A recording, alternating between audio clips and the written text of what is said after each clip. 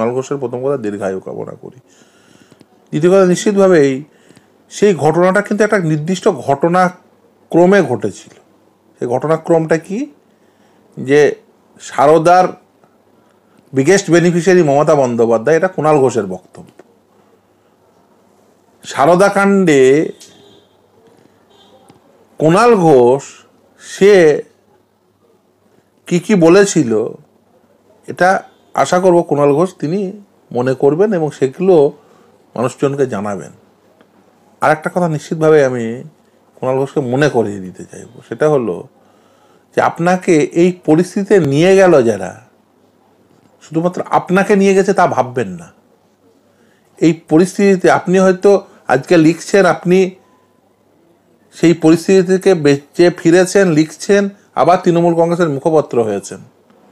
কিন্তু এরকম অনেক মানুষ গ্রামে গ্রামে পাবেন হয়তোবা, যাদের পরিবারে হয়তো যে স্বল্প টাকা ছিল এই সারদাতে দিয়ে তারা সব নিঃস্ব হয়েছে।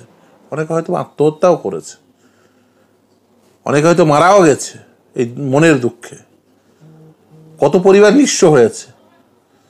আপনাকে এই পরিস্থিতি যারা পৌঁছে দিল তাদের জন্য সেই সত্য কথাগুলো কি বলবেন না, যে কথা সেই সময় বলতেন? আমি শুনেছি, আমি জানি না এর সারবত্তা রয়েছে কিনা, যে তিনি এনাকে সুসাইড নোট লিখেছিলেন এবং দু একজন সাংবাদিক বন্ধুকেও সেই সুসাইড নোটের কপি দিয়েছিলেন বলে আমার শোনা। তো হবে নাকি সেই সুসাইড নোটের যা যা লেখা ছিল সেগুলো একবার পড়ে শোনাবেন নাকি? আপনি তো অনেক কিছুই শোনান, কে কার সাথে কথা বলেছে শোনান। আজকে দেখলাম আপনার সুসাইড নিয়ে লিখেছেনও, তা সুসাইড নোটে কি লেখা ছিল সেটা একবার পড়ে একবার মানুষকে শুনিয়ে দিন না। তাহলেই মানুষজন বুঝতে পারবে যে 10 বছর আগে কুণাল ঘোষের এই পরিস্থিতিতে যাওয়ার কারণ কি ছিল।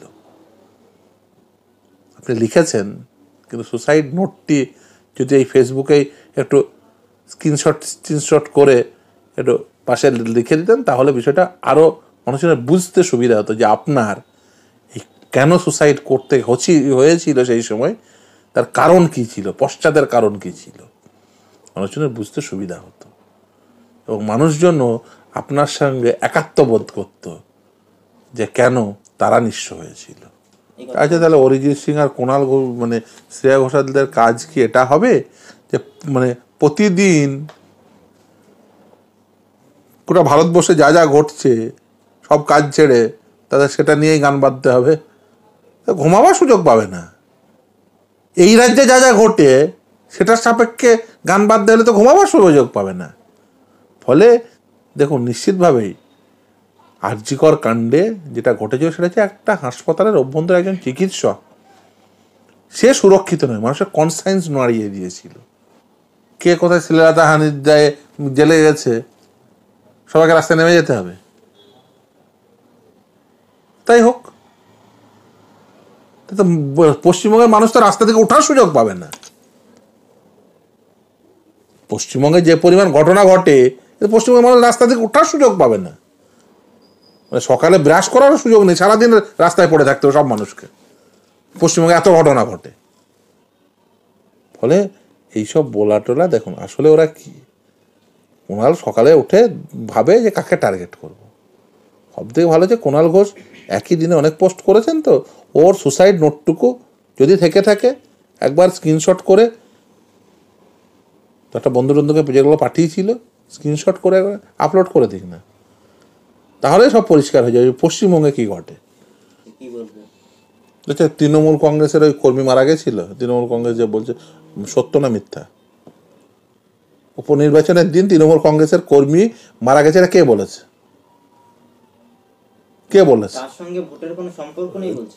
কে বলেছে? তৃণমূল কংগ্রেস বলেছে। তাহলে তৃণমূল কংগ্রেস ভোট উপনির্বাচনের দিন এই রাজ্যে যে ল অ্যান্ড অর্ডার, একজন মারা গেছে মানে ল অ্যান্ড অর্ডার সিচুয়েশন ঠিক নেই, খুন হয়েছে, তো তৃণমূল দাবি করছে, অন্য কেউ দাবি করেনি। তাহলে তৃণমূল দাবি করছে যে ল অ্যান্ড অর্ডার সিচুয়েশন এই রাজ্যে ঠিক নেই, এবং তার জন্য তাদের কর্মীরাও সুরক্ষিত নয়। এর থেকে বড় প্রমাণ আর কি প্রয়োজন যে এই রাজ্যের ল অ্যান্ড অর্ডার সিচুয়েশন যে এতটাই খারাপ যে সেখানে শাসক দলের একজন কর্মীও সুরক্ষিত নয়? দুষ্কৃতি রাজ চলছে। আর তৃণমূল কংগ্রেস, আরে মুখ্যমন্ত্রী প্রশাসনিক সবাই বলে তুই বাস স্ট্যান্ড নিয়ে কি করবি, তুই তো বোম বাঁধিস, তাকেই এমএলএ টিকিট দেয়, তাকেই বিধানসভায় টিকিট দিয়ে বলে যে তুই হবি আমাদের যোগ্যতম ক্যান্ডিডেট যে মমতা ব্যানার্জির পাশে বিধানসভায় গিয়ে বসবে। বিধানসভায় টিকিট দিচ্ছে মমতা বন্দ্যোপাধ্যায় তাকে যে বোম বাঁধে, তারা বোম ছুড়বে সেটাই স্বাভাবিক।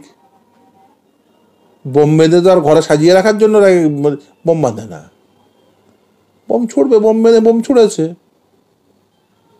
এখন তো তৃণমূল কংগ্রেসের নেতারা মানে সাধারণ কর্মীরা ভাবছে যে আরে বোম বাঁধা লোক যদি এমএলএ হয় তাহলে আমরা রকেট লঞ্চার বানানো শিখি, এমপি হতে পারবো।